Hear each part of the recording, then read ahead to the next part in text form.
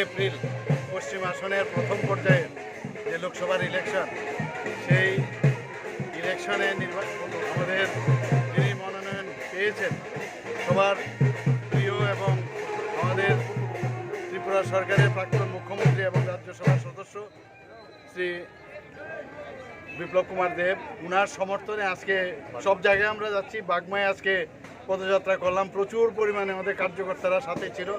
যেখানে যাচ্ছি উল্লাসের সাথে আমাদের স্বাগত জানাচ্ছে। বাড়িঘরেও গেলাম, দোকানঘরেও এসেছি, সবাই বলছে যে মোদিজি ছাড়া ওনারা আর কারোর বিকল্প চিন্তা করতে পারে না। আমি নিশ্চিত যে আগামী দিনে আমাদের যে পূর্ব আসনেও আপনারা দেখেছেন, সেখানেও জনঢল এবং সেখানেও আমাদের মহারানী কৃতি সিং দেববর্মা মহোদয়া দাঁড়িয়েছেন। দুটো সিটে আমরা বিপুল ভোটে জয়ী হব, এটা নিশ্চিত। এবং মাননীয় প্রধানমন্ত্রীজি যে 370-এর যে টার্গেট উনি দিয়েছেন, আমার মনে হয় এর থেকে বেশিই হবে।